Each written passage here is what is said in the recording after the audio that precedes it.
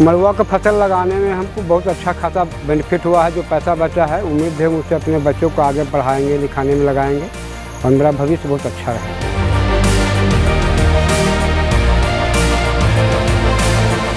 इसलिए हम अरबल आत्मा के प्रति बहुत आभारी हैं। उसके प्रति बहुत बहुत धन्यवाद।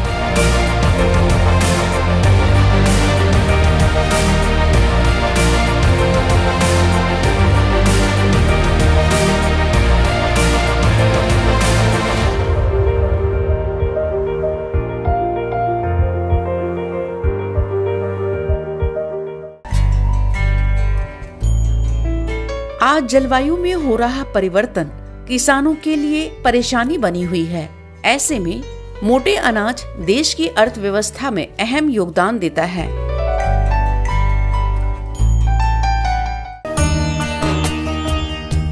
बाजरा, मड़ुआ, सांवा, ज्वार, कंगनी, कुटकी, चीना और कोदो मोटे अनाज वाली फसलें हैं।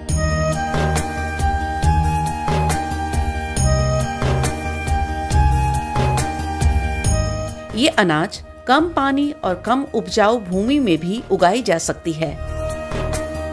इसकी खेती में यूरिया और दूसरे रसायनों की जरूरत भी नहीं पड़ती।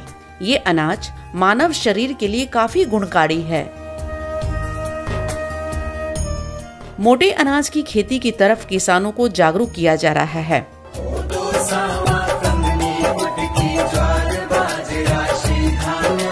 रहना है निरोग अगर तो खाओ अपना श्री धान्यम।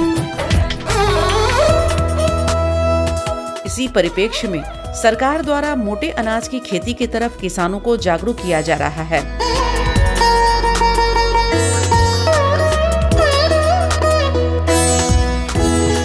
इसी दिशा में बिहार के अरवल जिले में कृषि विभाग एवं आत्मा अरवल के द्वारा कृषकों को मोटे अनाज की खेती के लिए प्रेरित किया जा रहा है।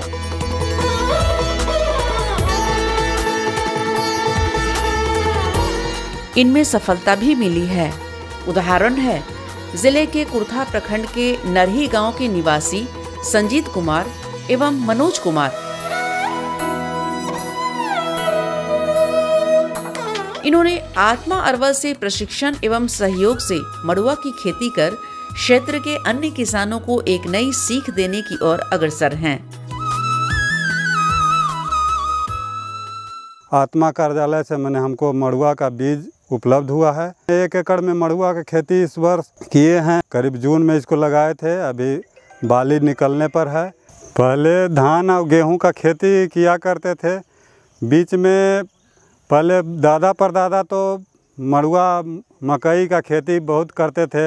हम लोग भी बचपन में बहुत मड़ुआ का रोटी, मकई का दर्रा खाते थे।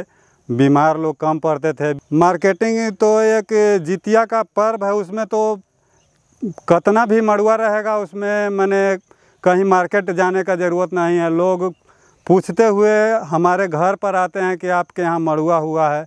कम से कम 50 से 60 रुपये केजी इसका रेट भी मिल जाता है। गरीब से अमीर तक सबको इसका ज़रूरत है। और आत्मा अरवल का भी बहुत बड़का मैंने शुक्रगुजार हूँ कि मैंने ऐसा पहल करके किसानों के बीच वितरण किया गया है और इससे किसान बहुत उत्साहित हैं। इसका खेती अगले साल उम्मीद है कि जहाँ तक बहुत ज़्यादा बढ़ने वाला है, क्योंकि देखा देखी लोग हमसे पूछते हैं कि आप कहाँ से बीज लिए हैं, आपका इतना बढ़िया प्रजाति का मड़ुआ है, इतना बढ़िया बाली निकल रहा है।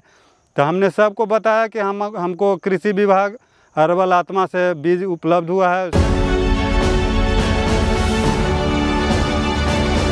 इस साल हमने कृषि विश्वविद्यालय बिहार भागलपुर से प्रशिक्षण लेकर जो हमको आत्मा के द्वारा भेजा गया था, अरवल द्वारा आया हूँ। उससे उत्साहित होकर इस साल हमने 1 एकड़ में मड़ुआ की खेती किया हूँ, जिसका बीज जिला कृषि पदाधिकारी द्वारा उपलब्ध कराया गया था कुर्था में। जून माह में मैं इसका पौधा तैयार करके खेत में बोया हूँ। तो देखने में तो अच्छा लग रहा है। यह मेरा पहली बार है। आशा करता हूँ उससे हम अच्छा लाभ उत्पादन करेंगे। 6 अक्टूबर में इसका मतलब बीज तैयार हो जाएगा। उसको हम बाज़ार में ले जाकर बेचेंगे। उससे उम्मीद करता हूँ उससे अच्छा मेरा बेनिफिट प्राप्त होगा।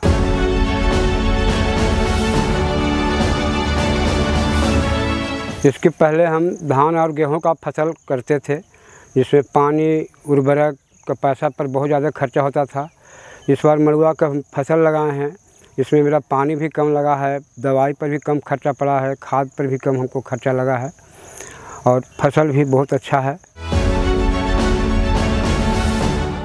मड़ुआ, जिसे रागी भी कहते हैं, इसे लगाकर यहाँ के किसान काफी खुश हैं।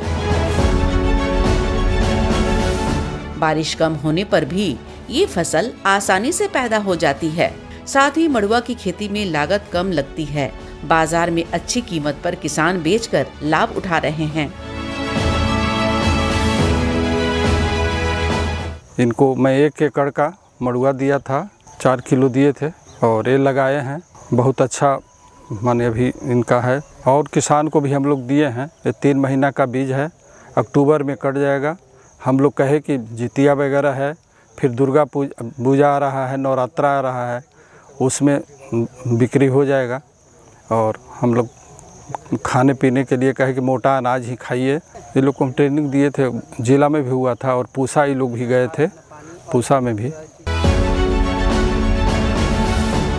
आज आत्मा के सहयोग से बदलते परिवेश में अरवल जिले में किसानों द्वारा मोटे अनाज की खेती से इनकी तकदीर और तस्वीर दोनों बदल गई है।